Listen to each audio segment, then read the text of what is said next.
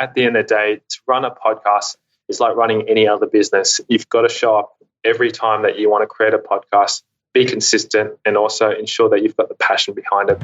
Welcome back to the Teach Traffic podcast with myself, Ilana Wexler. This is a show where we reveal the best tips, tricks, and tactics to increasing your website traffic and then converting that traffic into leads and sales. We also discuss what's working right now in the ever-changing world of web marketing so you can apply it to your business.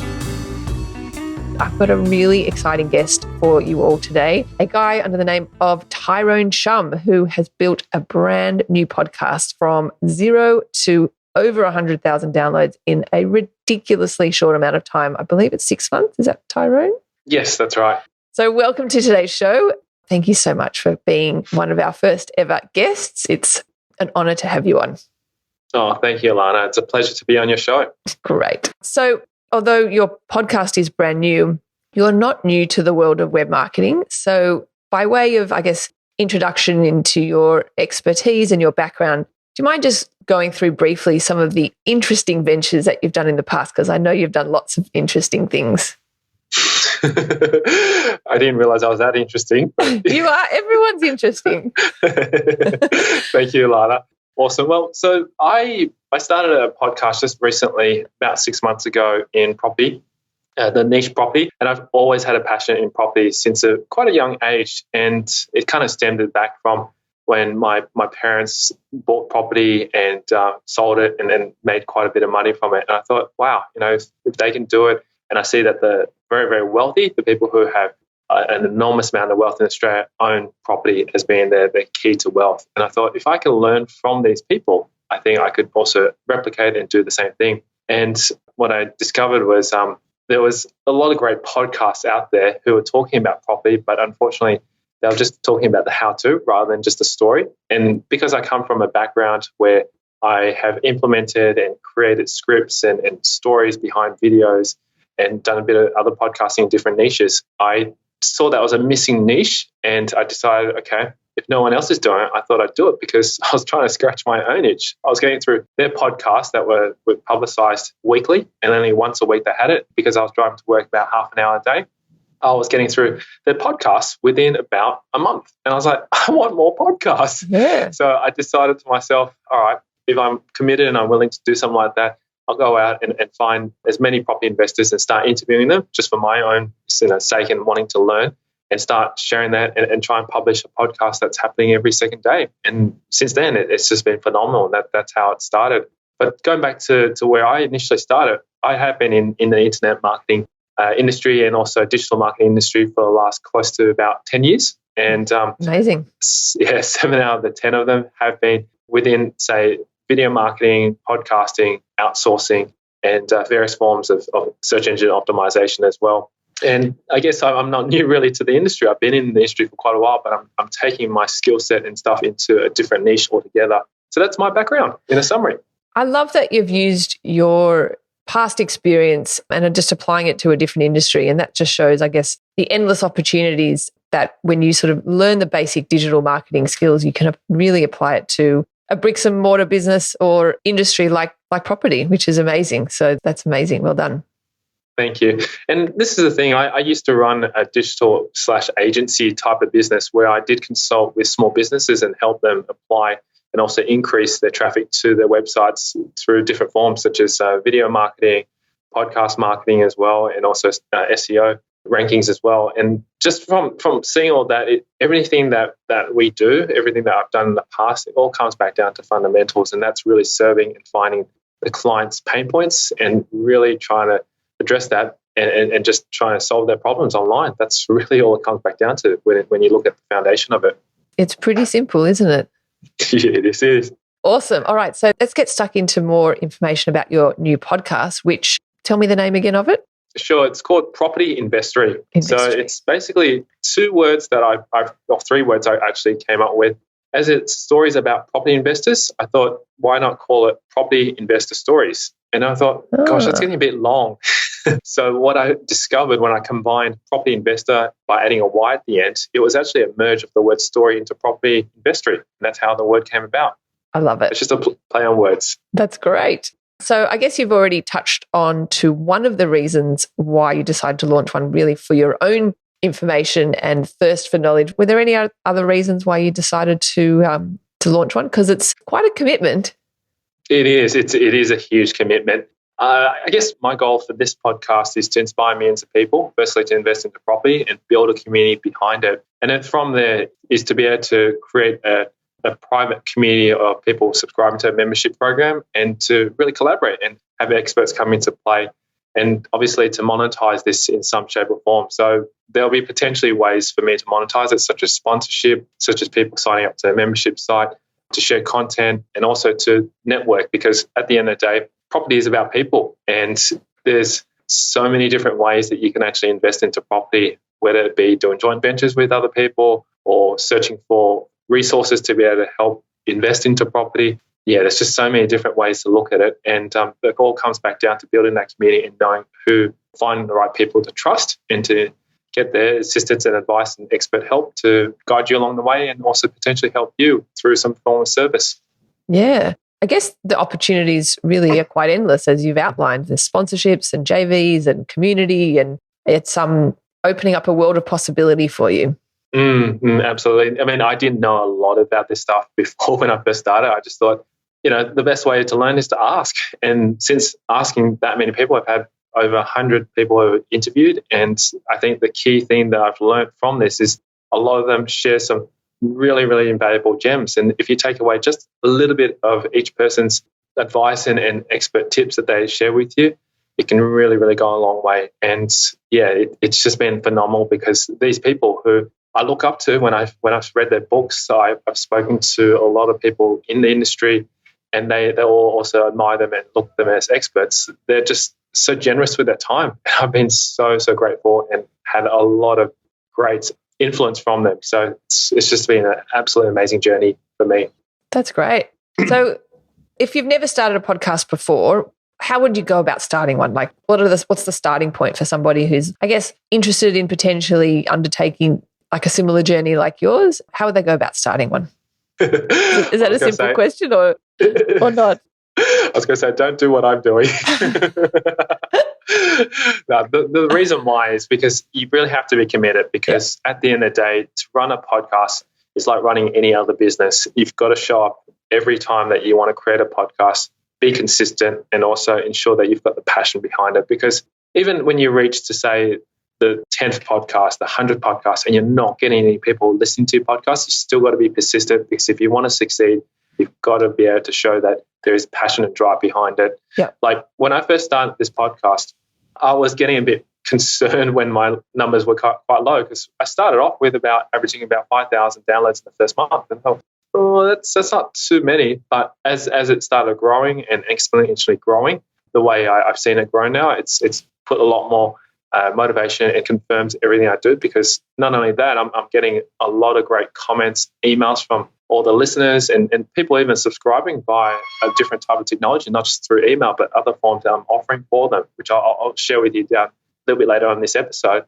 But I'm getting so much feedback that it inspires me to continue to push through, because there are going to be days where you go, gosh, I'm so tired of interviewing, 5 or 6 interviews in a row. Like, why am I doing this? What's the reason behind it? So, I mean, I just got off 2 interviews, 2 hours straight of interviews just now, and hopping onto this podcast now with you.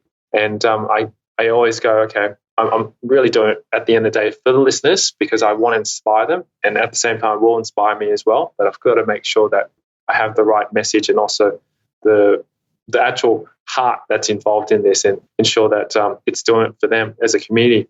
So you got to ask yourself, is this something that you definitely want to do for the rest of your life, or for at least a medium to long term? And you've got to ask yourself the other questions is, how are you going to monetize this? Because at the end of the day, some people can do this for passion, but if you're using this as your full-time income, or you're going to be committing this to actually grow something else, you've got to figure out how you're going to monetize a podcast like this. So definitely ask those questions at the beginning.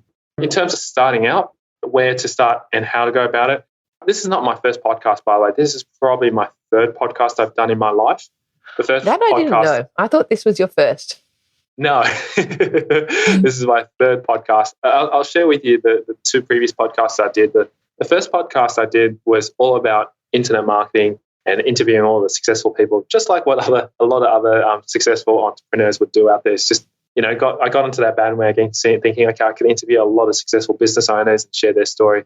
That worked out really well because I got some really, really top bloggers and great people on, like Chris Brogan, Darren Rouse, James Franco, so forth, onto my podcast. And that took off really well. That's where I learned the art of interviewing. I didn't realize, interesting it was. Yeah, it's a skill that you had to learn. And for me, as my personality is more like, okay, I would rather just sit there and listen and learn rather than actually talk in a podcast for a whole hour. That's the reason why I tended to lean towards interviewing people and actually getting their knowledge because they're providing the content. And I guess that's where I learned the skill of being able to ask the right questions and to create the right storylines behind it. And as time evolved, I got better and better at it. Then I delved myself into a little bit about video marketing. Nice. and that's where I started learning a lot about creating stories and scripts and then trying to engage the audience in some shape or form, because there are so many videos out there. Like I've heard that there's literally 100 minutes worth, or actually 100 hours worth of video being uploaded literally every minute or something like that, some ridiculous amount. And you've got to be able to captivate your audience. So from that skill set that I've learned, I launched another podcast which was focused on video marketing. And that one did really well as well too. That took off and started ranking in the top space of video marketing. But I realized after a period of time doing that one, I kind of lost a bit of passion, because you go, okay, you talk about the basics of video, what do you talk about next? So that kind of fizzled out. But I did take away a lot of great skills from that, and applying that knowledge to this podcast here, it was able to help me to get to where I am right now. So to really answer the question is why you should start a podcast and how you should go about it, is to really ask what is really going to be your passion for the long term. That's what I see as being a key factor. And two, see if you want to be behind the mic and talk about the topic that you're passionate about, or interview people, or you can have a hybrid of both. And just see what works best for you, and I guess go from there. That's really the best recommendation I can give for you from personal experience. So your past two podcasts that you were just talking about, are they still going, or you've stopped doing them? Yeah, I stopped doing them a while ago, because I think I focused my time when I was actually running those businesses as well on actually servicing and providing services for my clients, which are small business owners. And that took up a lot of time, because obviously, running a business and managing clients and stuff like that does take a lot more energy out of you. And I think where the dollars were coming in and where I monetized it, obviously, was through service-based business.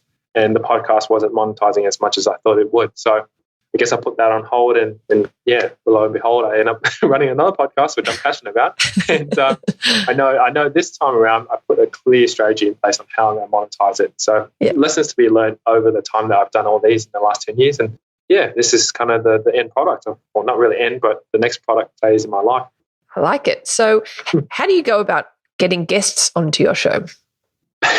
Is that a challenge? It is a challenge. It's persistence. So really, this is what I initially did, because I knew a few of the guests, or actually I should say experts in the industry, because I've read their books and I've seen them in magazines and stuff like that.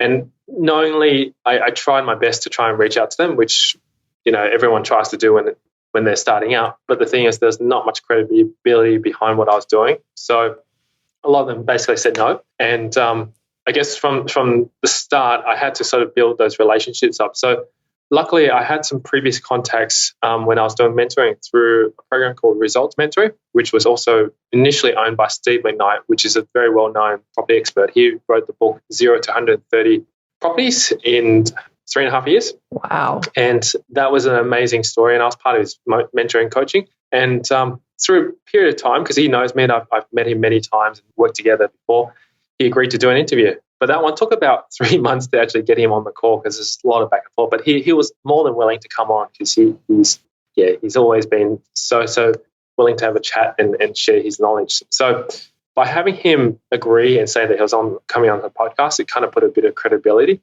But not only that, I also did have a few other people like Brendan Kelly, who also was a mentor working with him, but he also runs the business of Results. Had John Lindemann, who's a market researcher. He also knows Brendan. So it's just through that small little network, it kind of expanded. And I just... It's like momentum, really. Yeah, momentum. I kind of kept name hinting to these people. But obviously, to get all these experts on takes a bit of time. So what I did was I thought I'd reach out to smaller people, and I decided, okay, there are a few publications in this industry, such as Australian Property Magazine and Your Investment Magazine. And I think back then they did have Smart Property Investment, but they closed that publication down because obviously publications right now in print are quite costly to run. So what I did was I firstly went over to the library, actually, of all places, to get all the back issues of the Australian Property Investor magazine. And I just would start going through, finding amazing stories of people who have succeeded in property investing, and just start noting their names down, and then just did some research online and basically reached out to them because they weren't so old school of you. Yeah, very old school. It worked. And I managed to get quite a lot of investors who, you know, they're not experts, but they've got some amazing stories to share. So that kind of is where I started. And then I also jumped onto other podcasts and sort of, you can say, you know, saw what other stories they're doing, started reaching out to them and say, look, by the way, I saw you featured on so-and-so. Would you love to come on my podcast? And a lot of them just agreed, and that's where it started. And then just from there, just built up a huge list of guests on the show. And now I'm about 2 to 3 months ahead of schedule, and it's been fantastic. So wow. I don't have to really go out to find as many guests as I used to, but I'm still just trying to churn them through or get them in. Maybe soon people start approaching you to appear on your show.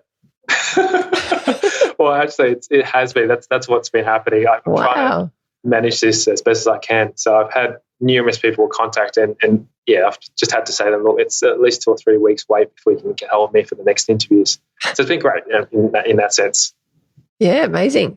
So I guess the question that I think a lot of people would be wondering about now is, how have you built it up in such a, to so many downloads and a listenership in such a short space of time? Have you got kind of any tips or tricks or strategies that you could give somebody who, let's say, has a podcast and they're really trying to increase and expand their listenership, how they could get some more momentum with that?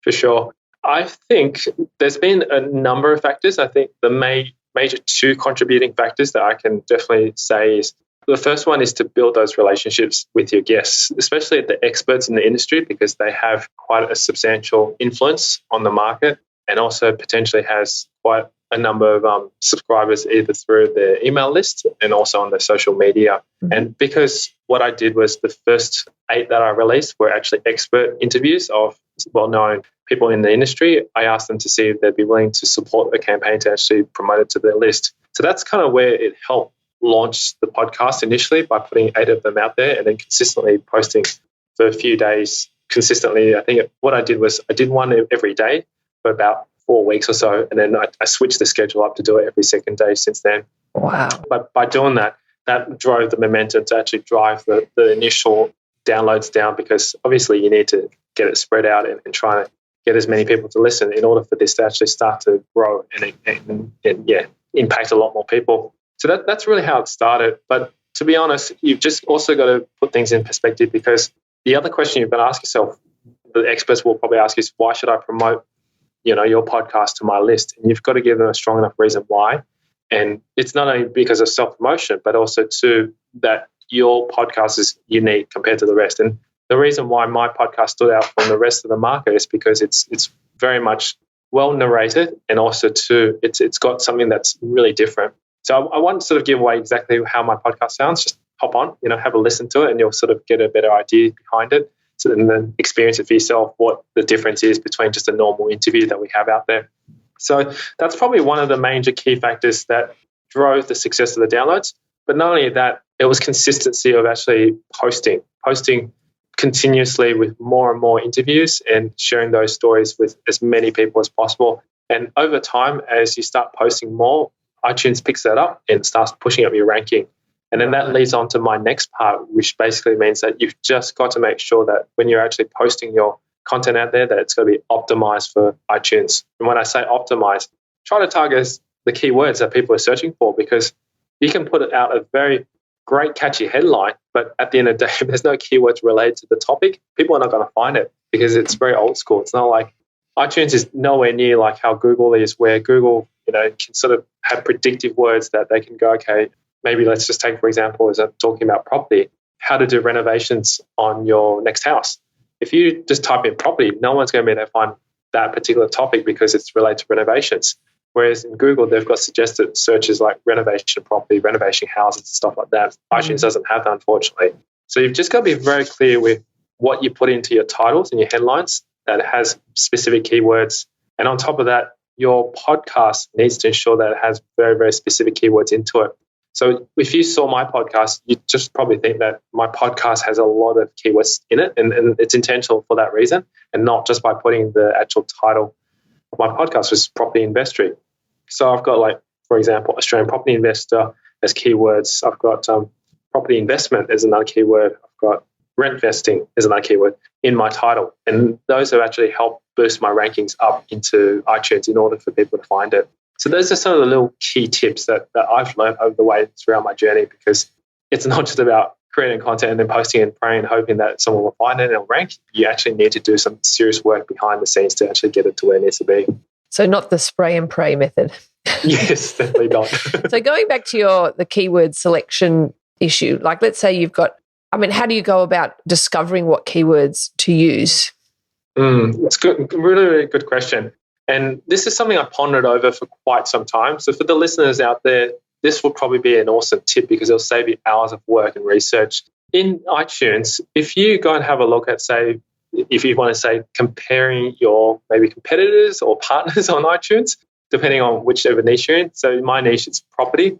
I did a property search for that particular keyword, and a lot of different podcasts came up. And some podcasts, I'll give you some examples. It's like smart property investment, or the property couch, or rent vesting, or everyday property investing.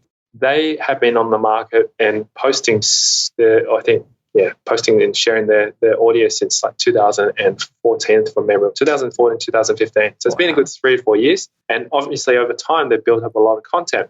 So what I did was I hopped into a lot of the episodes and started to see what kind of titles they used, and then start formulating, getting some ideas from that. So that's one way of trying to find out what kind of keywords they're using, because more than likely you'll see that a lot of these podcasts have been ranking inside iTunes, definitely coming from these top guys. Question on that though. Are you saying that the keywords at an episode level are different to the keywords for your podcast? Yes, that's right. Okay. Exactly right. So if you look at all the episodes that they've published, you'll start to sort of see some titles in there, and then you'll start to find some keywords that are quite common. Like on the rent vesting podcast, they commonly use the word rent vesting. So it's obviously a heavily searched keyword term that's been used on iTunes. And if you put that somewhere within your episodes and your titles of your podcast, there's a good chance that you could rank for that. So that's how I kind of found some of the keywords. And the other way to do it is, this is usually when you're logging onto a desktop and you log into iTunes. When you go into the iTunes store, specifically under the podcast section, there is a search bar in the top right-hand corner. I don't know if they're ever going to change that location, but for the current date in 2017, the search bar is always on the top right-hand corner. And what you do is you just type in the search bar a particular topic that is related to your niche. So you could type in renovations, for example. And what will happen is that they'll have a suggestive amount of searches listed straight below it. Just like how in Google, when you go to Google and type in renovations, they'll show potential words that are related to renovations. iTunes has that option in their search bar. And if you have that drop down, it'll say to you, renovations for homes. They are your potential golden keywords, because those are the keywords that people are searching on iTunes. And that's a great tip. So that's been another powerful way for me to be able to find out what keywords people are using and how to rank for them too. Amazing. So would you say that you need a minimum number of episodes before you launch? Like, I guess, a lot of people talk about getting in the new and noteworthy section. Were you sort of mindful of how many episodes you wanted to have ready to go live at launch? I did. And I read a lot of success stories online on podcasting. There was a few from like Nathan Latka. There was also one from Jim, can't remember his actually last name, but another guy called Jim, who wrote a very detailed post about how they've succeeded and downloaded. They got on the new and noteworthy, and plus some of them had reached 1 million downloads in a very short period of time, that kind of stuff. And I did sort of go, okay, see how they would actually launch their podcast, because I was in that phase, and I sort of modeled off them. But to be honest, there's not really, a perfect number there, because that's what I've discovered. I decided to follow what Nathan did, which was to launch 8 episodes in the first day, just to see if I can get a lot more leverage and downloads and stuff like that. And that did work to a certain extent, and it sort of leveraged off from there.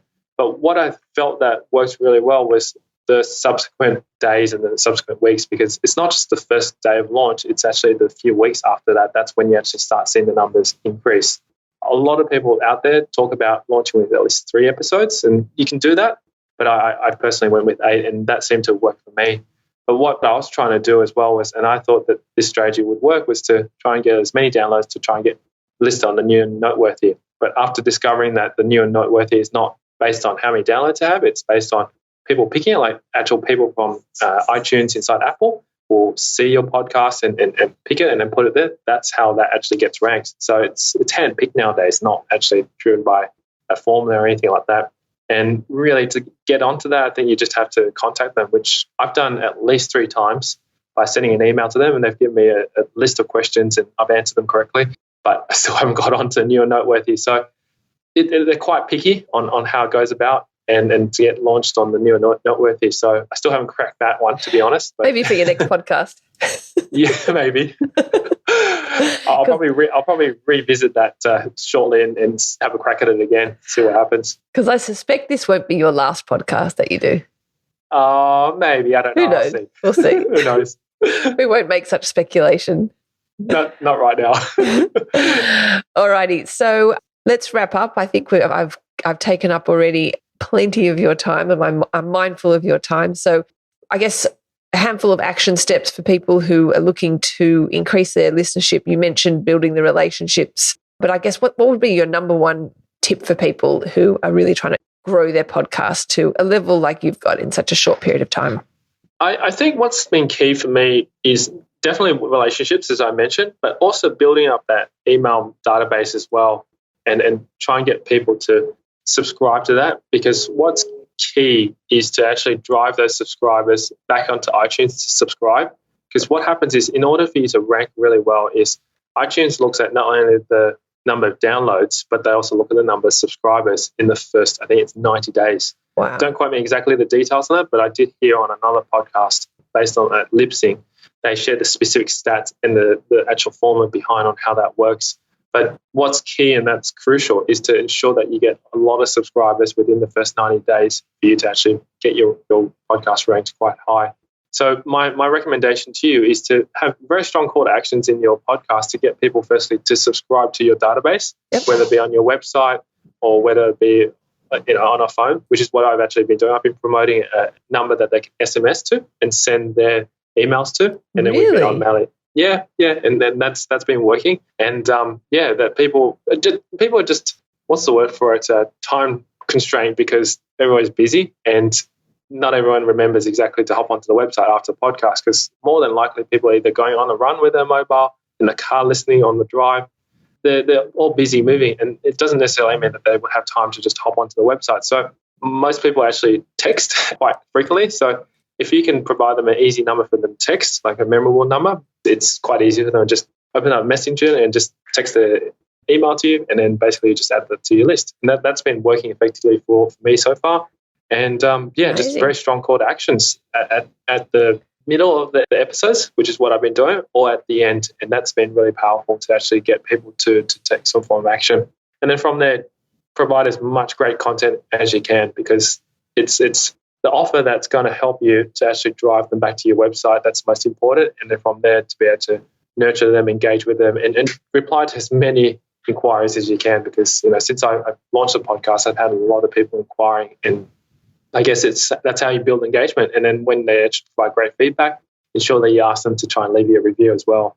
Yeah, it just kind of flows basically, and it's just a roll-on effect, and just helps you grow. Really, that's the way I've done it. Yeah, interesting. Well, where can people find out more about this amazing podcast that you're doing? Thank you, Alana. So all you have to do is just simply go to Property Investory. So it's just the word property and then investor with the letter Y at the end. And just go to propertyinvestory.com. You feel free to subscribe to the free case studies that we give away there. And also you can subscribe to us on iTunes or Android devices or anywhere where you want to download it. We're pretty much on every single platform that's available. So you should be able to find us quite easily by doing that. And that's how you can reach us. Alternatively, if you do want to actually contact me via mobile, I can give you our direct mobile here, 0499 88 10 40. Nice. Well, thank you so much for taking time out of your very busy day to come and chat to me. I really appreciate it, and you've provided a ton of value for our listeners. So thank you, and I will chat to you next time. Thanks so much for listening to the Teach Traffic podcast. For more information on each of these episodes and handy PDFs that you can download, head on over to teachtraffic.com.